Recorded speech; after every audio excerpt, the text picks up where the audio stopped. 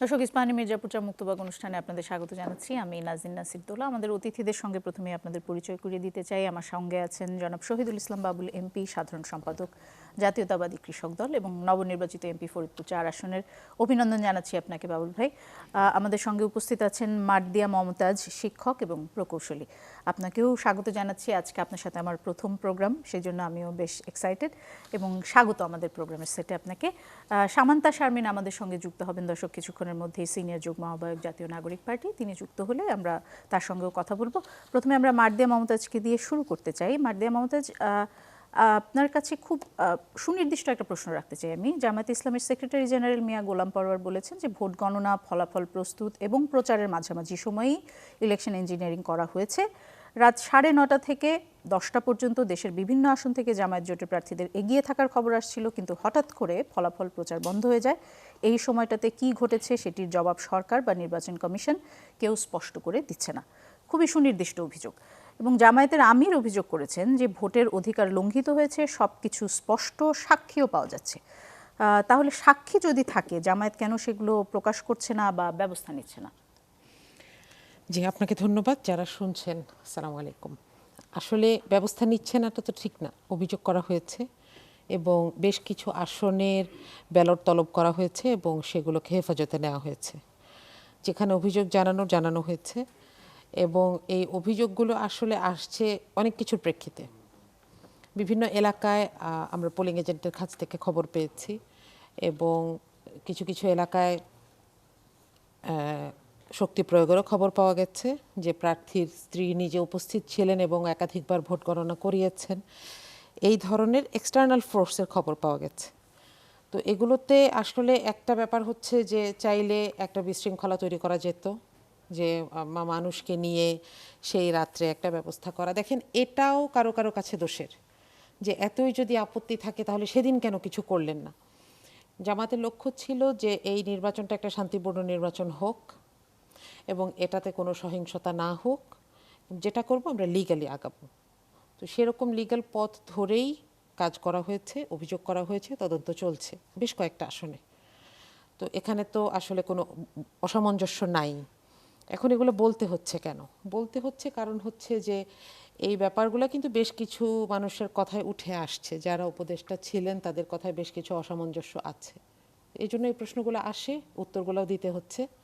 তো আমার মনে হয় যে এই আচরণটা একটা ধারাবাহিক আচরণ, যে আমি একটা অসামঞ্জস্য দেখেছি এবং আমি আদালতের কাছে বলেছি, আমি নির্বাচন কমিশনের কাছে বলেছি। ফ্রি ফেয়ার ইলেকশনের পরিবেশটা ছিল, কিন্তু গণনা করার সময় যে অসামঞ্জস্যগুলো হয়েছে এটা সাক্ষী কিন্তু শুধু জামাত না, সারা দেশের মানুষ। আপনি দেখবেন একটা সময়ের পরে আপডেট আসা বন্ধ হয়ে গেছে সরকারি জায়গাগুলো থেকে, এবং বিভিন্ন জায়গায় 2টা আসনের ক্ষেত্রে বলতে পারি যে বিভিন্ন জায়গায় একজনকে ঘোষণা করা হয়ে গেছে, একটা টেলিভিশন চ্যানেলে নামও এসেছে, তারপর সেটাকে সরিয়ে নেওয়া হয়েছে, ফটো কার্ডটা সরিয়ে নেওয়া হয়েছে। এরকম 2টা আসনের ক্ষেত্রে আমার জানা মতে এরকম বিভিন্ন জায়গায় অসামঞ্জস্য আছে।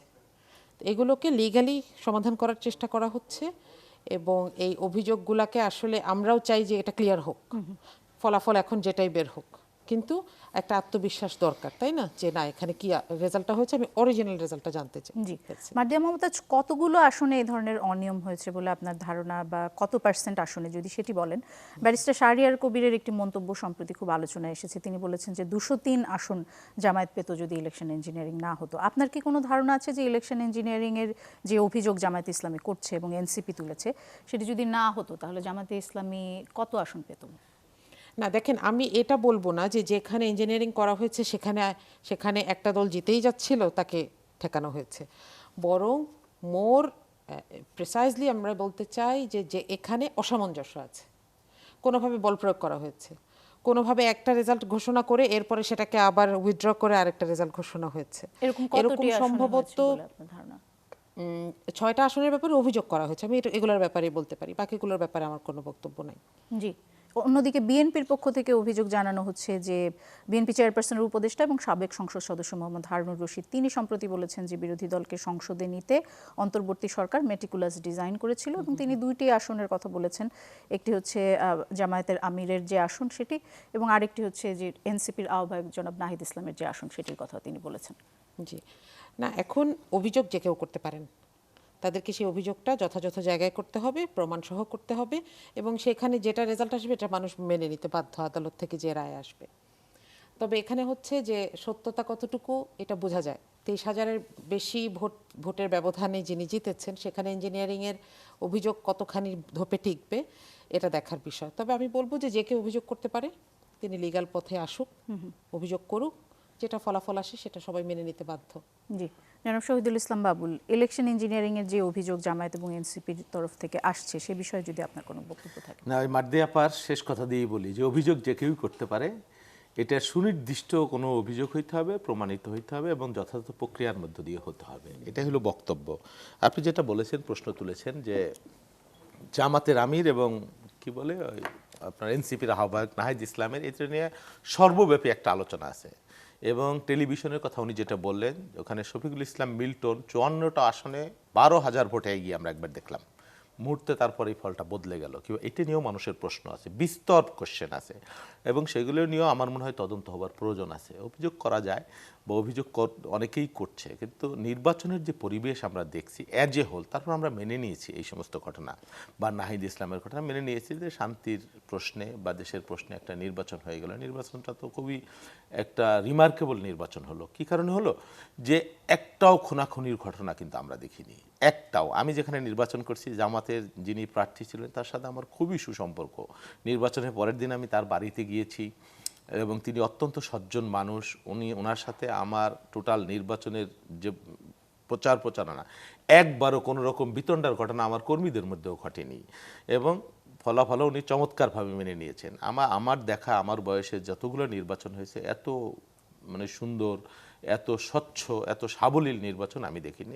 তারপর প্রশ্ন থাকবে, হাজারো প্রশ্ন থাকবে। আমি মনে করি এই নির্বাচনটা বাংলাদেশের ইতিহাসে 91 নির্বাচন বা তার চাইতেও ভালো নির্বাচন বলে ইতিহাসে অংশ নিবে আমি মনে করি। তার মধ্যেও অভিযোগ, পাল্টা অভিযোগ যারা হেরেছেন তারা দিতেই পারে বা দিবেনি। তারপর এটা ইলেকশন কমিশনের যে আছে, যারা হেরেছেন শুধু তারাই দিচ্ছেন না, যারা জিতেছেন তাদের পক্ষ থেকে সেটাই অভিযোগ বলছি। আসছে। হ্যাঁ, যারা অভিযোগ করেছেন ইলেকশন কমিশনের যে আপনি অ্যাপিল করতে পারেন, সেখানে অ্যাপিল করবেন, তারা দেখবেন এবং যথাযথ আইনি প্রক্রিয়ার মধ্য দিয়েই হবে। মূলত আসলে এই নির্বাচনটাকে প্রশ্নবিদ্ধ করার একটা তৎপরতা প্রথম থেকেই আছে।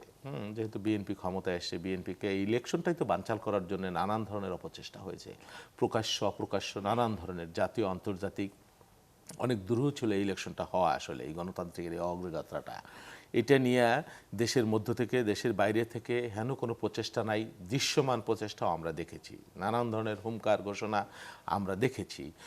তো সেই জন্য অনেকে ইলেকশনটা মেনে নিতে পারেনি। নির্বাচনের আগে অনেক যারা পাওয়ার ভোগ করেছে, ক্ষমতা ভোগ করেছে 70 ভাগ 60 ভাগ, নির্বাচনের পরে যদি তারা পাওয়ারটা না থাকে তাহলে তাদের গাত্রদাহ হবেই, এটা একটা ব্যাপার তো আছেই। তো সেই জন্য অভিযোগ, পাল্টা অভিযোগ, এগুলো থাক, এগুলো তদন্ত হোক। নির্বাচন কমিশনের যে ট্রাইব্যুনাল আছে সেগুলো তারা গণনা করুক বা তদন্ত করুক, এটা হোক। এই বিষয় নিয়ে আমার মনে হয় গণমাধ্যমে আলোচনা, যেটা বিচারাধীন চলে গেছে, আলোচনা না করাই ভালো। জনাব শহীদুল ইসলাম, যেমন জামায়াতের আমিরের আসনের কথা যেমনটি আপনি বলছিলেন যে সেটি নিয়ে বিতর্ক আছে এবং সেটি নিয়ে বিভিন্ন কথা উঠেছে, সেরকম বর্তমান চেয়ারম্যান এবং আপনাদের দলের চেয়ারম্যান, তার আসন নিয়েও কিন্তু অনেক ধরনের কথা হয়েছে। ঢাকা 17 যে সেখানে তাকে জোর করে জিতিয়ে দেওয়া হয়েছে, এই ধরনের অভিযোগ জামায়াতের পক্ষ থেকে। তারপরে মামুনুল হক সাহেব অভিযোগ করছে যে তার বিষয়, যাই হোক, অভিযোগ জি, এরকম আসলে অভিযোগ, পাল্টা অভিযোগ আছে। আমি এখন দুটো খবরের প্রতি আপনার একটু দৃষ্টি আকর্ষণ করতে চাই। একটি খবর হচ্ছে যে ফরিদপুরে আওয়ামী লীগ নেতাকে জেল গেটে বরণ করলেন বিএনপির এমপি, সেই বিএনপির এমপি আপনি। আরেকটি খবর হচ্ছে যে বঙ্গবন্ধুর 7ই মার্চের ভাষণ বাজানোর ঘটনায় আটক নিষিদ্ধ ছাত্রলীগের 2 নেতা এবং ঢাকা বিশ্ববিদ্যালয়ের শামসুন্নাহার হল সংসদের সাবেক ভিপিকে সন্ত্রাস বিরোধী আইনের মামলায় গ্রেপ্তার করা হয়েছে। আপনি যদি জেল গেটে আওয়ামী লীগ নেতাকে ফুল দিয়ে বরণ করতে পারেন, তাহলে বঙ্গবন্ধুর ভাষণ বাজানোর জন্য কেন ছাত্রদেরকে গ্রেপ্তার করা হচ্ছে? না, আমি কোনো আওয়ামী লীগের নেতাকে বরণ করি না, এটা অ্যাবসলিউটলি মিসকোট করা হয়েছে, ভুল।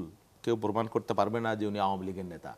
একসময় উনি আওয়ামী লীগের এক সম্পাদক ছিলেন, সেটা অনেক আগে, আরও 10 বছর আগে আমরা যতটুকু খবর নিয়েছি এবং জেনেছি। তিনি অত্যন্ত সজ্জন মানুষ, একটা ইউনিয়ন কাউন্সিলের চেয়ারম্যান। আমি বিষয়টা বলি, উনি কোনো 5ই অক্টোবরের মামলায় গ্রেপ্তার হননি বা আওয়ামী লীগ অন্য কোনো মামলায় গ্রেপ্তার হয়নি। আমাদের এলাকায় একটা আন্দোলন হয়েছিল, আমার যে নির্বাচন এলাকায় 2টা ইউনিয়ন কর্তন করা হয়েছিল, সেটা নিয়ে সীমানা নিয়ে তুমুল আন্দোলন হয়েছিল। সেটা সব দল মত নির্বিশেষে আমরা বিএনপি, আওয়ামী লীগ, জামাত সকলেই আমরা সেই আন্দোলনের সাথে ছিলাম। সেই আন্দোলনে উনি চেয়ারম্যান হিসেবে উনি সমন্বয়কারী ছিলেন এবং সেই কারণে তাকে গ্রেপ্তার করা হয়েছিল। তিনি একজন তুমুল জনপ্রিয় মানুষ এলাকার মানুষ তাকে বীরোচিত সংবর্ধনা দিয়েছে। এখানে হাজার হাজার মানুষ ছিল, শুধু আমার ওই অংশটুকু দেখানো হয়েছে এবং এলাকার মানুষের সেটা দাবি ছিল উনি কোনো আওয়ামী লীগ না, উনি অনেক আগে থেকে, আরও 6 মাস আগে থেকে আমাদের সাথে কাজ করেন।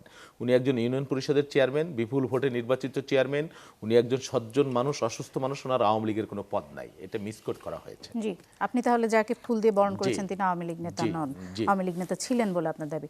আমাদের আরেকজন অতিথি সামান্তা শারমিন এসে আমাদের মধ্যে পৌঁছেছেন। সামান্তা শারমিন, আপনার একটি ফেসবুক পোস্ট নিয়ে আমি একটু জনাব শহীদুল ইসলামকে আরও একটি প্রশ্ন করতে চাই। সেটি হচ্ছে যে সামান্তা শারমিন সম্প্রতি তার একটি ফেসবুক পোস্টে দাবি করেছেন যে বিএনপির ব্যাকআপে সক্রিয় হচ্ছে সন্ত্রাসী আওয়ামী লীগ, বিএনপি যদি এই ভুল করে তবে পতন অনিবার্য। বিএনপি তো একটা পরিশীলিত পুরনো দীর্ঘদিনের পর খাওয়া রাজনৈতিক দল। বিএনপি কি করবে না করবে সেটা বিএনপি নির্ধারণ। বিএনপি যদি তার অধঃপতন ডেকে আনে তাহলে তো সেটা তাদের জন্যই মঙ্গল, ভালো। হ্যাঁ, বিএনপি যদি এই কারণে ধ্বংস হয়ে যায়, এই গল্প আওয়ামী লীগ বিগত দিনে করেছে, বিএনপি থাকবে না, বিএনপি টিকবে না, বিএনপি অস্তিত্ব সংকটে পড়ে যাবে, বিএনপি হারায় যাবে, বিএনপি চোরাগুলিতে পড়েছে, এগুলো হয়েছে। বিএনপির জন্মের পর থেকে বিএনপি অনেক লড়াই সংগ্রাম চড়াই উতরাই পেরিয়ে সামরিক শাসন, নির্যাতন, নিপীড়ন, 15 বছর তার আগে এরকম হয়েছে। বিএনপির একটা সংগ্রামী ঐতিহ্য আছে, দীর্ঘ লড়াই সংগ্রামের মধ্য দিয়ে বিএনপি এখানে এসছে। বিএনপির মধ্যে অনেক প্রাজ্ঞ পরিশীলিত রাজনীতিবিদ আছেন। আমরা কি করছি, কি করব, আমরা গণমানুষের গণবিরোধী ভূমিকায় কখনোই এই দল অবতীর্ণ হয়নি। আশা করি বিএনপি যে সিদ্ধান্ত নিচ্ছে সমন্বিতভাবে নিচ্ছে, সকলে মিলে নিচ্ছে। এই অভিযোগ কি অমূলক যে বিএনপির ব্যাকআপে আওয়ামী লীগ আবার সক্রিয় হচ্ছে? এই অভিযোগ আপনি করতে পারেন। বিএনপির চিরকালীন শত্রু আওয়ামী লীগ। আওয়ামী লীগ বিএনপি, আওয়ামী লীগ দ্বারা যত নির্যাতিত নিপীড়িত দলের চেয়ারপারসন থেকে শুরু করে হয়েছে, আমরা হয়েছি, যত মানুষ খুন হয়েছে, গুম হয়েছে, সেই আওয়ামী লীগকে বিএনপি পুনর্বাসন করবে, এটা বললে কি বলবো, মায়ের চাইতে মাসির দরদ বেশি বলার মতো হয়ে যাবে আর কি। বিএনপির প্রতিপক্ষ আমরা মনে করি এখনো আওয়ামী লীগ। বিএনপির প্রতিপক্ষ জামাত ইসলাম না, এনসিপি না। আচ্ছা, আমি একটু সামান্তা আপনার কাছে যেতে চাই। যেই পোস্টটি আপনি করেছেন একটু যদি ব্যাখ্যা করেন যে কেন আপনি এটা আমি বলেছেন। এটা কত তারিখে পোস্ট করলেন? এটা করেছেন খুব সম্প্রতি করেছেন, তারিখটা আমার এখানে লেখা নেই। এটা আমি এরকম কোনো পোস্ট দিইনি, সম্ভবত কোনো ফেক অ্যাকাউন্ট থেকে এটা আচ্ছা। আসছে। আমি সম্প্রতি এই বিষয়ক কোনো কিছু লিখেছি বলে আমি দেখলাম, আমি কিছুই লিখিনি। এটা কোনো ফেক অ্যাকাউন্ট থেকে হবে। হয় না, তার নামে অ্যাকাউন্ট আছে অনেকগুলা, কে কে বানায় রাখে। এটি কোনো একটা নিউজে এসেছে, কোনো একটি পোর্টালের নিউজে, তাহলে কোনোভাবে মিসকোট হয়েছে। আমি এরকম কোনো বক্তব্য দিইনি, তবে I agree with the sentiment যে মানে সহালোচকদের শুভেচ্ছা, সালাম, আপনারা ভালো আছেন আশা করি, যারা দেখছেন সকলকে সালাম। আর বিএনপি আসলে আওয়ামী লীগের সাথে, ধরেন এখানে একটা বিষয় ঘটে, প্রিজনার্স ডিলেমা নামের এক ধরনের টার্ম আছে পলিটিক্যাল সায়েন্সে। সেটা হচ্ছে যে আপনি দুজনকে গ্রেফতার করবেন, দুজনকেই আপনি লোভ দেখাবেন, আমি শর্টে বলছি, দুজনকেই লোভ দেখাবেন যে তুই যদি ওরটা স্বীকার করিস তাহলে তোকে ছেড়ে দেবো, আর ওকে লোভ দেখাবেন ও কিন্তু বলে দিচ্ছে তুই কি করছিস। সো এই ধরনের একটা পারস্পরিক মিসকমিউনিকেশন করায় সাধারণত ওই রিমান্ডে নিয়ে আসল তথ্য বের করা হয়। তো তাতে করে যেটা হয়, উভয় পক্ষই ক্ষতিগ্রস্ত হয়, উভয় পক্ষই আসলে ওই ফাঁদে পা দেয়। আরেকটা হচ্ছে এক ধরনের বোঝাপড়া, গেম থিওরিতে এক ধরনের বোঝাপড়াও আছে, যে যখন অত্যন্ত জুলুমের মধ্যে, মানে অত্যন্ত জুলুম চলে সোসাইটিতে, ওভারঅল একটা জুলুম চলে, তখন উভয় পক্ষই একদম মজলুম এবং জালিম উভয়ের মধ্যে এক ধরনের শান্তি চুক্তি হয়। এইগুলো কিন্তু মানে এস্টাবলিশড থিওরি হিসেবে, পলিটিক্যাল থিওরি হিসেবে প্রচলিত। বাংলাদেশের সমস্যাটা হয় কি জানেন, এই থিওরিগুলো একবিংশ শতাব্দীর অন্যান্য ফিলোসফার এবং পলিটিক্যাল থিওরিস্টরা বলে গিয়েছেন, বাংলাদেশে একটা অদ্ভুত রকমের ফেনোমেনা চলে। এই অদ্ভুত ফেনোমেনাটা হচ্ছে, আপনি যদি বুদ্ধিবৃত্তিক চর্চাকে রাজনীতির মাঠে ময়দানে আনতে চান, তখন দেখবেন এক জাতীয় নেতা তৈরি হয়ে যাবে যারা বারংবার বলতে শুরু করবে বুদ্ধিবৃত্তিকতা শুধুমাত্র শোরুম এবং হচ্ছে এই গোল টেবিলের জন্য, এটা আসলে মাঠে ময়দানের বিষয় নয়। ফলত তারা যেটা করতে চান, এই ধরনের উচ্ছন্নে যাওয়া নেতাদেরকে দিয়ে আপনার যেটা করতে হয়, যে তাদেরকে দিয়ে আপনার দেশটা মানে চলতেছে এটা দেখতে হয় প্রথমত, দ্বিতীয়ত যে আপনাকে এই যে সাংগঠনিক যারা কাজ করবেন এবং যারা পলিটিক্স করবেন তাদেরকে নির্বোধ হতে হবে, এরকম এক ধরনের ক্রাইটেরিয়া সেট করা হয়। সো ফলত যেটা হয় যে এই ধরনের নির্বোধ পলিটিশিয়ানদের দিয়ে যখন আপনি মাঠ কন্ট্রোল করেন, তখন হচ্ছে এই যে বিষয়গুলো পলিটিক্যাল থিওরির যে নুয়ান্সগুলো আছে, একাডেমিক বিশ্লেষণগুলো আছে, এটা অন্যান্য জায়গায় মানে পৃথিবীর অন্যান্য দেশে এটা গুরুত্বপূর্ণ ভূমিকা রাখলেও বাংলাদেশের মতো দেশে এটা চোখের আড়ালে করা সম্ভব। মানে এই যে জুলুম এবং জালিম এবং মজলুমের মধ্যেও যে একটা আন্ডারস্ট্যান্ডিং হয়, বিরোধী দল এবং প্রধান সরকারি দল তার মধ্যেও যে একটা আন্ডারস্ট্যান্ডিং হয়, এবং দেখা গেছে যে ওই যে প্রিজনার ডিলেমা যেটা বললাম, এই বিষয়গুলো কিন্তু একেবারে প্র্যাকটিক্যাল সিনারিও। কিন্তু আমরা এখানে যেটা ফলাও করে বলি সেটা হচ্ছে মানে মাঠের সংগঠনের কাজ, এবং বাংলাদেশে পলিটিক্স, মাঠের পলিটিক্স করতে হলে বুদ্ধিবৃত্তিকতার কোনো প্রয়োজন নেই। সেই কারণে আমরা আসলে দেখতে পাই যে এই সিম্পল বিষয়গুলোকে নিয়ে আমাদের অনেক বেশি আর্গুমেন্ট করতে হয়। বিএনপি এবং আওয়ামী লীগের মধ্যে একটা সমঝোতা ছিল, এইটাই এই 17 বছরও ছিল। কোন পর্যায়ে ছিল এই পর্যায়ে নিয়ে আমরা আর্গুমেন্ট করতে পারি, এটা এলাকা ভিত্তিক আলাদা হয়ে থাকবে। সীমান্তবর্তী এলাকায় আপনি একরকম দেখবেন, যখন দেখবেন যে মাজার কেন্দ্রিক এলাকায় একরকম দেখবেন। যেহেতু বিএনপি আবার জামাতের সাথে এতদিন জোটে ছিল, সেটার কিছুটা ফল এটার মধ্যে পড়েছে, এটার প্রভাব আছে। এইগুলো সত্ত্বেও ওভারঅল বিএনপির যে নেতাকর্মীরা আওয়ামী লীগের নেতাকর্মীদের সাথে এক ধরনের বোঝাপড়া করেই, ব্যবসায়িক বোঝাপড়া, লেনদেনের বোঝাপড়া করেই বাংলাদেশে টিকেছিলেন। এটা হচ্ছে বাস্তবতা, এবং এই ক্ষেত্রে ওই জোট থেকে ধরতে হবে আপনার, বিএনপি জামাত জোট যেভাবে ছিল আর কি। জি, আমি তাহলে আরেকটি খবরের দিকে আপনার দৃষ্টি আকর্ষণ করতে চাই। সেটি হচ্ছে যে রাজশাহীতে জামায়াতের ইফতার মঞ্চে দেখা গেছে মাদক ব্যবসায়ী যুবলীগ নেতাকে, তার নামে হত্যা মামলাও আছে। 5ই অগাস্টের গণঅভ্যুত্থানের পরে তিনি পলাতক ছিলেন। হঠাৎ গতকাল তাকে গোদাগাড়ির একটি ইফতার মাহফিলে মঞ্চে দেখা গেছে। এই মাহফিলে জামায়াতে ইসলামীর কেন্দ্রীয় নায়েবে আমির এবং রাজশাহী 1 আসনের সংসদ সদস্য উপস্থিত ছিলেন। তাহলে এই বিএনপির প্রতি যেই একটা অভিযোগ যে বিএনপি এবং আওয়ামী লীগের এক ধরনের আন্ডারস্ট্যান্ডিং আছে, তাহলে জামাতের সাথে যেই আন্ডারস্ট্যান্ডিং সেটিকে আসলে আপনারা কিভাবে দেখেন, যেহেতু জামাতের সাথে আপনাদের এখন একটা নির্বাচনী জোট আছে? আমি একটু পরে আসছি আপনার কাছে, একটা বিরতিতে যেতে হবে। দর্শক, একটা বিরতিতে যাচ্ছি, ফিরছি কিছুক্ষণ পর, সাথেই থাকুন। দর্শক, ইসমাইল মির্জাপুর মুক্তবাগ অনুষ্ঠানে আবারও ফিরে এলাম। সামান্থা শারমিন, বিরতির আগে আপনার সঙ্গে কথা হচ্ছিল এবং যে প্রসঙ্গ নিয়ে কথা হচ্ছিল সেটি হচ্ছে যে রাজশাহীতে জামায়াতের ইফতার মঞ্চে একজন যুবলীগ নেতাকে দেখা গেছেন, যিনি একজন মাদক ব্যবসায়ী এবং হত্যা মামলার আসামিও। যেহেতু আপনারা একই জোটে আছেন, যদি এই বিষয়ে আপনার কোনো মন্তব্য থাকে বা করতে চান। আচ্ছা, জোট মানে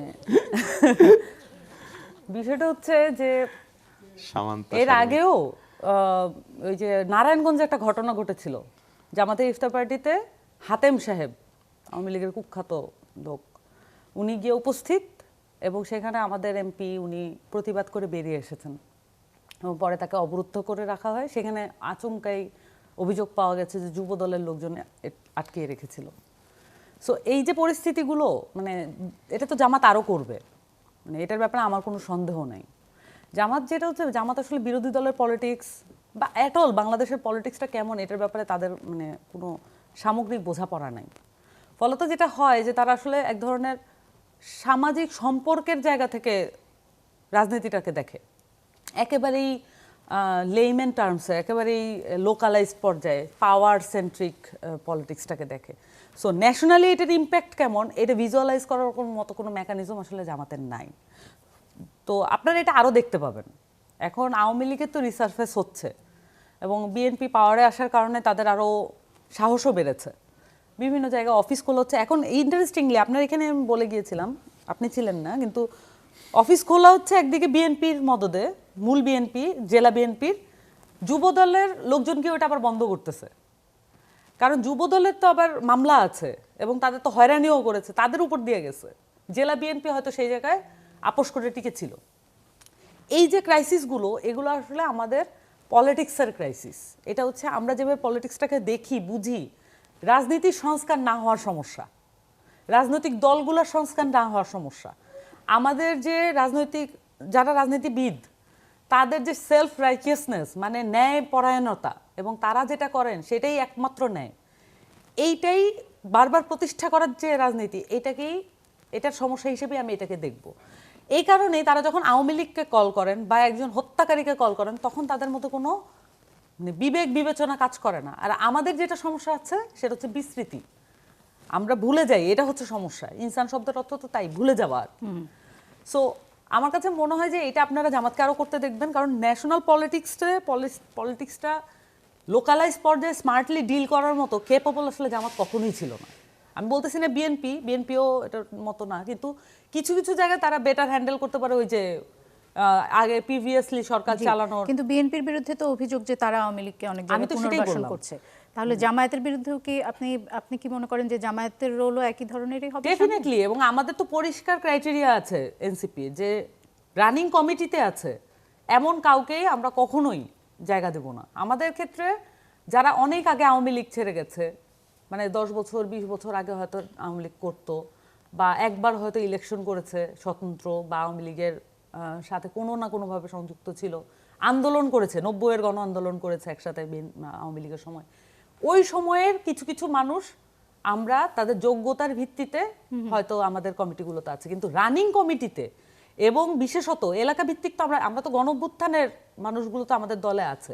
সো এলাকা ভিত্তিক যারা জানে যে এই লোকটা পিস্তল হাতে নেমেছে, বন্দুক হাতে নেমেছে, পুলিশকে সহযোগিতা করেছে, বাসায় বাসায় বাচ্চাদেরকে ধরিয়ে দিয়েছে, এই জিনিসগুলো তো এলাকা ভিত্তিক জানা, ওই লোকগুলো তো আমাদের কমিটিতে আসে না। কিন্তু বিএনপি বা জামাতের ক্ষেত্রে এটা আপনারা দেখবেন না, সামনে সমস্যা হবে। এটা তারা রিসারফেস করবেন, পুনর্বাসন করবেন, মিলেমিশে এটাকে সামান্থা, এটা মেনে নিয়েই কি আপনারা জামাতের সাথে নির্বাচনী জোট করেছেন? আমি এই প্রসঙ্গে আপনাকে আরেকটি বিষয়ে বলতে চাই, সেটি হচ্ছে যে একটি খবরে আমি দেখেছি, আপনি নিশ্চিত করবেন যে এটা ঠিক কিনা, যে এনসিপির সাধারণ সভায় আপনি জানতে চেয়েছেন জামায়াতের সাথে এনসিপির জোট আর কতদিন থাকবে। আপনি কি এই প্রশ্ন সত্যি সত্যিই করেছেন কিনা, এবং করলে কি উত্তর পেয়েছেন, বা আদৌ কোনো উত্তর পেয়েছেন কিনা? ধন্যবাদ। আমরা আমাদের সাধারণ সভা হয়েছিল পার্টির সাধারণ সভা, ইউজুয়ালি আমরা অন্য দলগুলোর ক্ষেত্রে দেখি সাধারণ সভা বা নির্বাহী কমিটির সভার পরে একটা ব্রিফ করা হয়। সো এটা ব্রিফটা আসে নাই। এখন হচ্ছে রাইট টু রিপ্লাই না থাকলে তো আমার পক্ষ থেকে বলা মুশকিল। কিন্তু আমি যেটা বলেছি যে আপনি বক্তব্য তুলে ধরেছেন, আমার বক্তব্য সেটা আমি অস্বীকার করছি না। আমি অবশ্যই প্রশ্ন করেছি, এবং আমি এখনো জানতে চাই যে জামাতের সাথে আমাদের থাকার এই মুহূর্তের ফায়দাটা কি, এবং আমরা কবে আমাদের স্বতন্ত্র রাজনীতিটা করব। এনসিপির মতো একটা দলের বাংলাদেশের প্রয়োজন, এই প্রয়োজনটা যদি আমরা এই মুহূর্তে হারিয়ে ফেলি, পরবর্তীতে এই প্রয়োজনকে তৈরি করতে আমাদের, এবার তো 2000-এ কুলালো, পরের বার 2000-এ কুলাবে না। মানুষের মৃত্যুর উপর দিয়ে তো রাজনীতি পরিবর্তন, নিজের স্বার্থের রাজনীতি পরিবর্তন করা যায় না। সো তৃতীয় শক্তির যে চাহিদা, এটা বাংলাদেশে থাকবে। অবশ্যই আমরা এনসিপির স্বতন্ত্র পলিটিক্সটা দেখতে চাই। এক্ষেত্রে আপনারা দেখেছেন যে নির্বাচনকালীন সময়ে আমরা মানে কারা সামান্থা শারমিন? আমি মনে করি যে পার্টির যে অভ্যন্তরে একটা মতাদর্শিক সংগ্রাম চলছে, আমি এর আগেও বলেছি।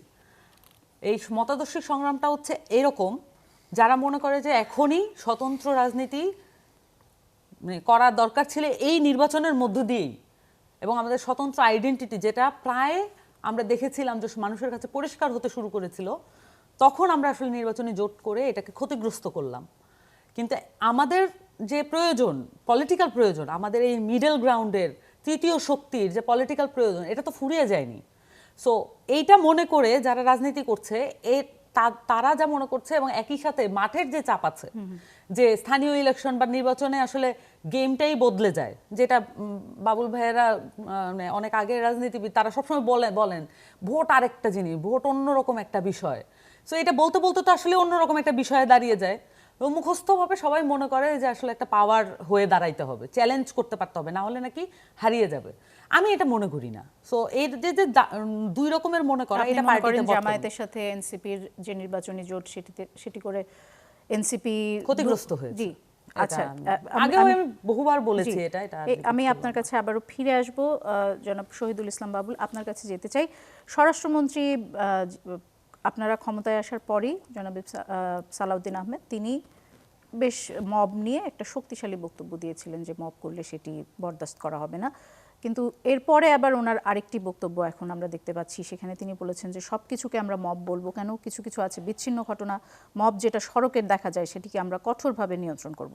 তাহলে বাংলাদেশ ব্যাংক বা বরিশালে আদালতে যা হয়েছে এই ঘটনাগুলোকে কি এখন থেকে আমরা বিচ্ছিন্ন ঘটনা বলবো কিনা, আর এমন বিচ্ছিন্ন ঘটনার ক্ষেত্রে সরকারের অবস্থান কেমন হবে? কারণ বরিশালের ঘটনায় তো তাৎক্ষণিকভাবে বিএনপি পন্থী যে আইনজীবী তাকে গ্রেপ্তার করা হলো, কিন্তু সাথে সাথেই অল্প সময়ের মধ্যে গ্রেপ্তার করা হলো। তার মানে অবশ্যই বিএনপি অ্যাক্টিভ ছিল বা সরকার অ্যাক্টিভ ছিল। তাহলে এই ধরনের বক্তব্যগুলো আসলে কেন আসছে যে কিছু কিছু আছে বিচ্ছিন্ন ঘটনা, মব যেটা সড়কে দেখা যায়? শোনেন, মব তো শাশ্বত কাল থেকেই এদেশে ছিল, সবসময়ই ছিল। মবের কারণে অনেক মারাত্মক মারাত্মক ঘটনা সেই আদিকাল থেকেই ঘটেছে। জি, কিন্তু বিচ্ছিন্নভাবে না ঘটেছে, কিন্তু বিগত কিছুদিনে কিছুদিনে যাবৎ ৫ তারিখের পরে এই ঘটনাটা একটা সর্বব্যাপী মহামারী আকারে ধারণ করেছিল। পিটিয়ে মানুষ হত্যা এদেশে সবসময় ছিল না? বা এই জনপদে আমরা শুনেছি, সেটা তো মব, তাই না? তো মব যে একেবারে থাকবে না, কিন্তু মবের পরে মবকে রাষ্ট্র স্বীকৃতি দিবে কি দিবে না, সরকার স্বীকৃতি দিবে কি দিবে না, বা উৎসাহিত করবে কি করবে না। যেমন প্রথম আলোতে হামলার পর একরকম উৎসাহিত করা হলো, হ্যাঁ, বিষয়টা পার্থক্যটা ওইখানে, ওইটা বোঝানো হয়েছে যে মবকে আর উৎসাহিত করা হবে না, মবকে অবশ্যই আইনগতভাবে দমন করা হবে, সেটা করা হচ্ছে। প্রেস সচিব যখন এটিকে প্রেসার গ্রুপ বলেছিলেন তখন তো আপনারা সেটির সমালোচনা করেছিলেন। এখন যখন স্বরাষ্ট্রমন্ত্রী বলছেন যে কিছু কিছু আছে বিচ্ছিন্ন ঘটনা, তখন কি সেটি মবকে একরকম পরোক্ষভাবে উৎসাহিত করা হয় না? না না, উৎসাহিত বিচ্ছিন্ন ঘটনা কই? আপনি দেখলেন যে বিএনপির লোকেরা যেখানে বিশৃঙ্খলা করেছে, আপনি মব বলতে পারেন সেটাকে, তার বিরুদ্ধে ব্যবস্থা নেওয়া হয়েছে তো এরকম ঘটনা আছে। তারপরেও হতে পারে, এর বাইরেও ঘটনা ঘটতে পারে, কিন্তু মব তো কমে এসছে এই নতুন সরকার আসবার পরে। যে এই যে মাচ্ছন্যায় বা মব যেটাই বলেন, এটা কিন্তু কমে আসছে। এটা গভর্নমেন্টের অবস্থান এবং তার মেসেজের উপর অনেক কিছু ডিপেন্ড করে। জি, মারদিয়া, আমি আপনার কাছে আসতে চাই। আপনি শুনছিলেন সামান্থা শারমিন যেটি বলছিল যে তিনি সহ দলের হয়তো আরও অনেকেই, এনসিপির অনেকেই মনে করছেন যে জামায়াতের সাথে যে নির্বাচনী জোট, সেই নির্বাচনী জোট করে আসলে একভাবে এনসিপি রাজনৈতিকভাবে ক্ষতিগ্রস্ত হয়েছে। আপনার কি মনে হয় যে জামায়াত আসলে এই নির্বাচনী জোট করে কতটা লাভবান হয়েছে, এবং স্থানীয় সরকার নির্বাচনে কি জামায়াত একসাথে এনসিপির সাথে থাকছে কিনা? জি, এটা খুব, আমার মনে হয় খুব গুরুত্বপূর্ণ একটা কোয়েশ্চেন। কারণ আপাত দৃষ্টিতে জামাতের যে ফিলসফি, পলিটিক্যাল ফিলসফি, সেটার সাথে এনসিপির পলিটিক্যাল ফিলসফি অনেকটা দূরে। আমি বলবো না একেবারে বিপরীত, কিন্তু অনেকটা দূরে। আমার কাছে প্রশ্ন হচ্ছে, কেউ কি এনসিপিকে বাধ্য করেছিল? জবাবটা হচ্ছে না। এনসিপি স্বেচ্ছায় একটা পলিটিক্যাল অ্যালাই করেছিল। 2, নির্বাচনের পরে এখনও কি এনসিপিকে কেউ বাধ্য করছে যে একই সাথে থাকতেই হবে? সম্ভবত জবাবটা না। আমার মনে হয় এটা সামান্তাও স্বীকার করবেন। তো সেক্ষেত্রে যে কোনো দল স্বতন্ত্র একটি দল হিসেবে অ্যাক্টিভিটি চালাতেই পারে, এখানে তো কোনো বাধা নাই। এবং এটার উচ্চ পর্যায়ে যে ধরনের সমঝোতা হবে সেটাই হয়তো আমরা দেখব বাস্তবায়ন হচ্ছে। কিন্তু এই যে কথাগুলো আসলে আমাদের দেশের পলিটিক্যাল হেলথের জন্য খারাপ। বিশেষ করে আমি বলবো এনসিপির পলিটিক্যাল হেলথের জন্য খারাপ। কারণ এটা একটা স্পষ্ট কথা যে এনসিপির যে বয়স, দলের বয়স, সেটা অনুযায়ী তার দেশের মানুষের কাছে যাওয়ার রিচ যেটা, জামাতের নিশ্চয়ই সেটা না। দুটোর মধ্যে পার্থক্য আছে। এবং আপনি যখন দুটো এন্টিটিকে দেখেন, আপনি স্পষ্ট বুঝবেন যে কে কাকে কি ধার দিয়েছে। জামাতের কি এনসিপির থেকে পলিটিক্যাল ফিলসফি ধার করতে হয়, অথবা ভোটের মাঠে জিতে আসার জন্য ভোট ধার করতে হয়? জবাবটা হচ্ছে না। তাহলে জামায়াত এনসিপিকে কেন সাথে নিয়েছে? সেটা অনেক বড় একটা আলাপ। হ্যাঁ, এখানে জুলাইয়ের পক্ষ, ছোট করে একটু জি, উত্তর দেন আমাকে। আমি বলছি যে জুলাইয়ের পক্ষের শক্তিগুলোকে একটা ছাদের তলায় বা একটা এলাইয়ের মধ্যে রাখার একটা প্রচেষ্টা ছিল। জামাতের পক্ষ থেকে এটা ইনিশিয়েট করা হয়েছিল এবং মোটামুটি সেটা অ্যাকোমোডেট করা গেছে এবং এটা সফলভাবে দেশের মানুষ বুঝতে পেরেছে। এমনকি নির্বাচনের পরেও বুঝতে পেরেছে। এখন পর্যন্ত মানুষের কাছে এটা পরিষ্কার যে জুলাইয়ের চেতনাকে কোন জোটটা বেশি ধারণ করে। কারণ এখন কিন্তু আপনি দুইটা জোটের মধ্যে, মূল দুইটা জোটের মধ্যে, বিএনপি তো একটা জোট করেছে, তাই না? দুইটা জোটের মধ্যে আপনি এখন এটা ধর্মভিত্তিক আর ওইটা ধর্মভিত্তিক না এভাবে করে আলাদা করতে পারবেন না। কারণ দুই জোটেই ধর্মভিত্তিক দল আছে, এমনকি কট্টরপন্থী ধর্মভিত্তিক দলও আছে। প্রকাশ্যে স্টেজে নারীদেরকে বাজে কথা জামায়াত বলা যে দল জোটটি আছে, করেছে তাই না? সেই জোট যে ধর্মপন্থী না সেটি প্রমাণ করার জন্য তো এনসিপি কে জামায়াতের দরকার ছিল, তাই না? Not necessarily. এটা প্রমাণ না করার কোনো দরকার তো ছিল না। দেশের মানুষ কি জামাতকে ভোট দিয়েছে এটা মনে করে যে না ঠিক আছে ওর সাথে এনসিপি আছে তাহলে আমি ভোট দিচ্ছি? হ্যাঁ, এইটা একটা ডেমোগ্রাফিক স্টাডি হতেই পারে, কিন্তু জামাত কি এর আগে ভোট পায় নাই? বাংলাদেশে নির্বাচন করে নাই? এত ভোট কি বাংলাদেশে কোনোদিন রাজনীতি করে পেয়েছে? নাই? এত ভোট কি কোনোদিন পেয়েছে মার্দিয়া? 26-এর নির্বাচনটা আলাদা। বিএনপিও তো কখনো 2/3 সংখ্যাগরিষ্ঠতা পায় নাই, তাই না? পেয়েছে 2001-এ পেয়েছে। সেটা তো জোট ছিল। হ্যাঁ, জোট ছিল, জামাতও সেই জোটে ছিল। হ্যাঁ, এককভাবে নির্বাচন করে এরকম পায় নাই। তাহলে 26-এর নির্বাচনে আমাদের দেখতে হবে যে যেই জনশক্তি এখানে বেশি ছিল তাদের কাছে কোন দল বেশি গেছে, তাদের কাছে কোন দলের আবেদনটা বেশি দামি ছিল, এটা বুঝতে হবে। এবং এখানে আসলে আমি মনে করি যে এই আলাপটা থেকেই আমাদের বের হয়ে আসা উচিত। ভালো কথা, আমরা একসাথে নির্বাচন করেছি, হয়তো আমাদের অনেক কিছু মিলে নাই, আমরা এখন আলাদা নির্বাচন করব, স্থানীয় সরকারে কোনো অসুবিধা নাই, কিন্তু এই সহযোগিতাটা তো বন্ধ হওয়ার কোনো দরকার নাই যে এখনই আমি শত্রু হয়ে যেতে হবে না, তাই না? ইভেন বিএনপি যেটা অপোজিট জোটে ছিল, আমরা কি শত্রু? জবাবটা হচ্ছে না। এই নির্বাচনে যখন বিএনপি জিতে যায় তখনও কিন্তু জুলাইয়ের একটা অংশই জিতে যায়। বিএনপি কি জুলাইয়ের আন্দোলনে অংশগ্রহণ করে নাই? তাহলে এইখানে এই পোলারাইজেশন আমি যাব না। Political decision can be made, political decision can be altered, এবং এটাই হয়। আপনি দেখবেন জামাতেরও তো কিছু মানুষ বের হয়ে গিয়ে আরও অনেকগুলো পার্টি করেছেন, তাই না? তারাও হয়তো কেউ জিতে আসতে পারেন নাই, এগুলো চলবে। কিন্তু এখানে আমি এই জায়গাটা এটা বলবো না যে এটা ভুল ছিল, আমি এই জায়গায় এটা বলবো না যে এই জায়গাটা এটা আমার পলিটিক্যালি রং ডিসিশন ছিল।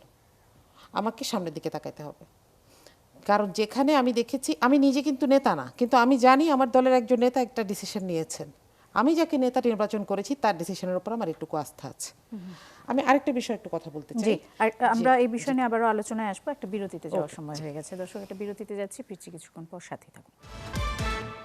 ইসমাইল মির্জাপুর চা মুক্তবাক অনুষ্ঠানে আবারও ফিরে এলাম। মার্দিয়া মমতাজের সাথে বিরতির আগে কথা হচ্ছিল, এবং কথা হচ্ছিল আসলে এনসিপি এবং জামায়াতের যে জোট, সেটির রাজনৈতিক ভবিষ্যৎ আপনি কেমন দেখছেন সেটি নিয়ে কথা বলছিলেন। জি, আমার মনে হয় ওই বিষয়ে আমি যতটুকু বলার বলেছি, যে এনসিপি এবং জামাতের রাজনৈতিক ভবিষ্যৎকে আমি একসাথে দেখি না। বাংলাদেশের জন্য প্রত্যেকটা রাজনৈতিক ফিলসফি সম্পন্ন দলেরই স্বতন্ত্রভাবে এগোনো উচিত।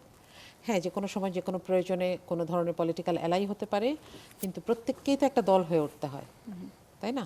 এবং এনসিপির জন্য কিন্তু এই চ্যালেঞ্জটা অনেক বড়, কারণ এনসিপির বয়স কম, তার সামনে অনেক রাস্তা বাকি।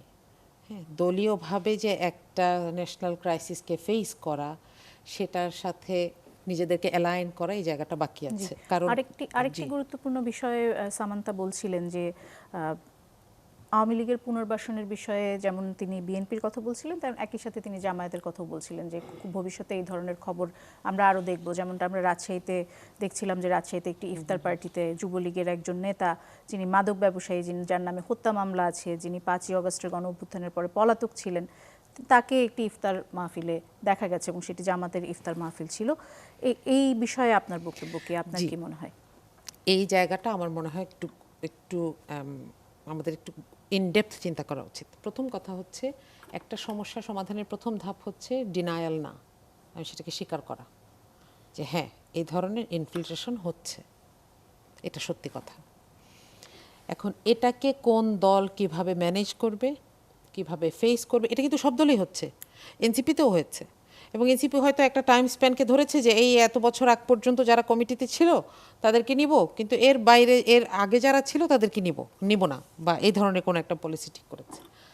তো সব দলকেই আসলে এটা করতে হবে, কারণ দেখেন, একটা সরকার যখন কাজ করে তখন ওই তৃণমূল পর্যন্ত এই দুর্নীতির ছোঁয়াও পায়, এই সরকারের সহযোগীও হয়, এবং এই দুষ্কর্মেরও সহযোগী হয়। কিন্তু পালিয়ে যাওয়ার সময় কিন্তু তারা এই লোকজন নিয়ে পালায় না, পালায় কারা? সুপ্রিম লিডাররা পালিয়ে যায়। এবং শেখ হাসিনা দেখেন এমন একজন স্বার্থপর লিডার, তিনি শুধু তার পরিবারের সদস্য যারা, তাদেরকে নিয়ে পালিয়েছেন, বাকিদেরকে তো এই দেশেই রাখতে হয়েছে। তারা আছে, তারা এবং বিভিন্ন সময় চেষ্টা করবে বিভিন্ন জায়গায় ঢুকে যাওয়ার। 5 আগস্টের পরে যখন বিভিন্ন জায়গায় ছাত্রদল কমিটি দিচ্ছিল, তখন কিন্তু আমরা একটা সিনারিও দেখেছি।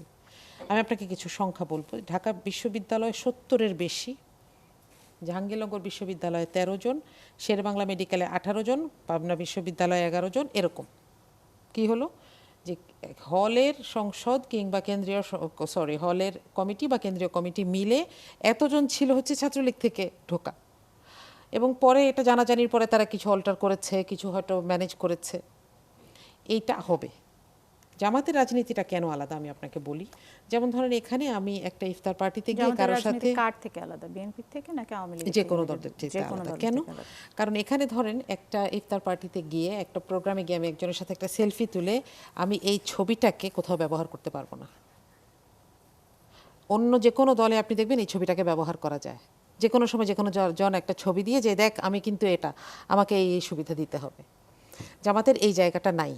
জামাতে এখানে কেউ ঢুকতে হলে তাকে আদর্শিকভাবেই ঢুকতে হয়, পড়াশোনা করে ঢুকতে হবে, এবং এই জায়গাটা মোটামুটি একটু ন্যারো রাখা হয়েছে যেন এখানে একটা নির্দিষ্ট ক্যাটাগরির মানুষই এসে লিডারশিপে আসতে পারবেন। হ্যাঁ, এখন রুট লেভেলের মধ্যে এরকম অনেক ধরনের ইনফিল্ট্রেশন থাকবে, এ ব্যাপারে জামাত সচেতন আছে।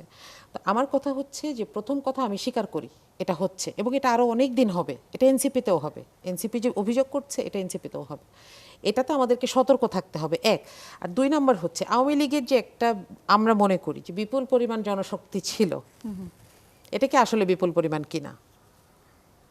আমার কাছে আমার যেটা মনে হয় 18 নির্বাচনের দিকে যদি আমরা তাকাই, যে 30% ভোট যখন কাস্ট হয় না একটা একতরফা নির্বাচন হওয়ার পরেও, তখন বোঝা যায় যে আসলে এখানে মানুষ সমর্থন করছে, মানুষের সমর্থন কম। মানুষ কম, কিন্তু এরা কিন্তু প্রত্যেকে ক্রাইম দিয়ে এই জায়গাটা এসেছে, এরা ক্রিমিনাল। এদেরকে আপনি কিভাবে আইডেন্টিফাই করছেন? আপনি যদি এদেরকে অ্যাকোমোডেট করতে চান, একটা দল কিভাবে অ্যাকোমোডেট করছে এই রাস্তাটা দেখতে হবে, কে এটাকে কিভাবে ডিফাইন করছে। যে প্রসঙ্গটি আপনি এনেছেন সেই প্রসঙ্গ নিয়ে আরো সময় নিয়ে আমাদের বিতর্ক করার দরকার ছিল, যে অন্যান্য দলে বা আওয়ামী লীগের কথা আপনি বলেছেন যে সেখানে ঢোকার জন্য তারা সন্ত্রাস দিয়ে ঢুকেছে, কিন্তু জামাতে ঢোকার জন্য পড়াশোনা করে ঢুকতে হয়, অন্যান্য দলে আসলে ভাবে পড়াশোনা করে ঢুকতে হয় না, সেলফি দিয়ে ঢোকা যায় কিনা সে বিষয় নিয়ে হয়তো না, আমি অন্যান্য দলে ঢোকার কথা বলি না, আমি বলেছি যে একটা প্রভাব বিস্তারের জন্য সেই ছবিটাকে ব্যবহার করতে পারবে, কিন্তু জামাতে তো এটার কোনো চান্স নেই। আচ্ছা আচ্ছা, ঠিক আছে, আমরা এই প্রসঙ্গ নিয়ে হয়তো অন্য কোনো দিন বিতর্ক করতে পারবো। জামাতে কি হঠাৎ করে ঢোকার কোনো চান্স নাই? যে মেজর আখতারুজ্জামান যে ঢুকলো, কিভাবে ঢুকলো? ঢুকে এমপি নমিনেশন পেয়ে গেল, হাউ ক্যান ইট পসিবল? সে কবে জামাত করছে? উনি জামাতে ঢুকেন না। কেন? সে তো জামাতে যোগ দিয়েই তো পেলো, প্রকাশ্য ঘোষণা দিয়ে। জোট আকারে। না না না, উনি জোট তো না। এমপি নমিনেশন পায় নাই, উনি এমপি নমিনেশন পায়নি। ওনাকে যেটা বলা হয়েছে উনি নিজেই বলেছেন যে আমি ঢুকতে চেয়েছি, আমাকে বলা হয়েছে যে আপনি কর্মী হয়ে আসেন, দ্যাটস ইট। এবং এরপরে ওনার কার্যক্রমে বোঝা যাবে যে উনি আসলে কতটুকু এই জায়গাটায় আসার যোগ্য, এবং এটা আমার মনে হয় এটা বোঝা যায়। আচ্ছা, আমার মনে হয় না না না, ওনাকে নমিনেশন দেয়। জনাব শহীদুল ইসলাম, আমি আপনার কাছে যেতে চাই। আপনি নিশ্চয়ই দেখেছেন যে একজন প্রসিকিউটরের বিরুদ্ধে ঘুষ চাওয়ার অভিযোগ উঠেছে, প্রমাণও আছে। এতে করে কি বিচার প্রক্রিয়া প্রশ্নবিদ্ধ হয়েছে কিনা খুব ছোট করে আমি আপনার কাছে জানতে চাই। নিশ্চয়ই এই জায়গাটা তো ক্লিয়ার হতে হবে। যদি কোনো প্রসিকিউটরের বিরুদ্ধে এই ধরনের অভিযোগ আসে, এটা তো আর আওয়ামী আমল না যে বিদেশে বসে বসে একজন রায় লিখে দিবে, স্বরাষ্ট্র সচিব পিস্তল নিয়ে লিখতে বাধ্য হবে, একজন এজলাস থেকে পালাইয়া লিখে কোনোভাবে পেছন দরজা দিয়ে পালাই দেশ ত্যাগ করবে, সেই আমল নাই। এখন স্বচ্ছতার ভিত্তিতে সব কিছু হতে হবে, এবং দায়বদ্ধতা, জবাবদিহিতা অবশ্যই থাকতে হবে। পার্থক্য তো হবেই, পার্থক্যও থাকতে হবে বিগত আমলের চাইতে, কারণ এটা গণমানুষের নির্বাচিত একটা সরকার বা সংসদ। এইখানে একেবারে যাচ্ছে তাই এইভাবে হওয়া উচিত না, এবং সেটা অবশ্যই জবাবদিহির মধ্যে আসতে হবে। জি, কতটা পার্থক্য হবে সেটা নিশ্চয়ই সময়ের সাথে আমরা আরো পরিষ্কার হবে। সামান্তা, এই প্রসঙ্গ নিয়ে আমি আপনার মন্তব্যও জানতে চাই। আপনি নিশ্চয়ই দেখেছেন যে ঘুষ চাওয়ার যে অভিযোগটি উঠেছে, এরপরে আসলে বিচার প্রক্রিয়ার উপর মানুষের আস্থা কতটা থাকবে বা কতটা প্রশ্নবিদ্ধ হবে বলে আপনার মনে হয়? এটাই হচ্ছে ঝামেলা। মানে জাস্টিসকে আমরা আসলে জাস্ট আকারে বুঝি না, ন্যায় আকারে বুঝি না। জাস্টিস এমন একটা জিনিস যে এটার মধ্যে এক ফোঁটা কলঙ্ক মানে হচ্ছে পুরোটাকে আবার কোশ্চেন করতে হয়। এই কারণে ইসলামের যে মানে সুন্নি মাযহাবের 4 মাযহাবের 4 ইমামের একজনও কাজীর ভূমিকা পালন করেন নাই, এবং অস্বীকৃতি জানিয়েছেন এবং নিদারুণ যন্ত্রণাও ভোগ করেছেন। সো এগুলো আমাদের যারা ল মেকার এবং ল নিয়ে যারা পড়েন, কাজ করেন, তারা এগুলোর গুরুত্ব বোঝেন না, এবং আমরাও সাধারণ মানুষ হিসেবে তাদেরকে বোঝার জন্য প্রেশার ক্রিয়েট করি না। এখানে যেটা হয়েছে, মানে উনি যেটা করেছেন, প্রথমত উনি তো বিএনপির কোন একটা তথ্য প্রযুক্তিগত একটা কমিটিতে, উনি ফর্মাল কমিটিতে আছেন, এবং ওনার আমি ফেসবুক অ্যাকাউন্টটা দেখলাম, উনি মোটামুটি মানে জিয়া সৈনিক আমার কাছে তাই মনে হলো। এবং উনি আসলে যেটা করেছেন এটার মধ্য দিয়ে আইসিটি হচ্ছে এমন একটা জায়গা ছিল আমাদের এটা ইন্টারিম গভর্নমেন্ট বলে না, আমাদের ধরেন এই যে বিচার চাওয়া, আমাদের ক্লেনজিং, জাতিগত ক্লেনজিং, আমাদের আকাঙ্ক্ষা সবকিছুর জায়গা থেকে আইসিটি ছিল ওই একটা রোল মডেল, মানে একটা জায়গাটা, ওই জায়গাটা আমরা এতদিন পর্যন্ত আনকোশ্চেনেবল অবস্থায় দেখেছি। এই জায়গাটা পর্যন্ত আমাদের এখন আবার রিথিঙ্ক করতে হবে। এখন যদি বিএনপি এই সুযোগে, যেহেতু সরকারে আছে, সবগুলো মামলাকে আবার ঘাটা শুরু করে, তাহলে বুঝতে পারছেন যে এটার বিচার প্রক্রিয়া আবার কত দূর আমরা পিছিয়ে যাব। আমি আশা করি ওই পর্যন্ত আমরা যাব না। কোন ধরনের মানে তদন্ত ভালোভাবে করে যিনি এটার জন্য দায়ী সেটা মানুষের সামনে যাতে স্পষ্ট ব্রিফিং করা হয়। অসংখ্য ধন্যবাদ আপনাদের তিনজনকে। আমার হাতে আর একদমই সময় নেই। দর্শক, আজকের আলোচনা এখানে শেষ করছি। আগামীকাল রাত 11টায় আবার কথা হবে নতুন কোনো বিষয় নিয়ে।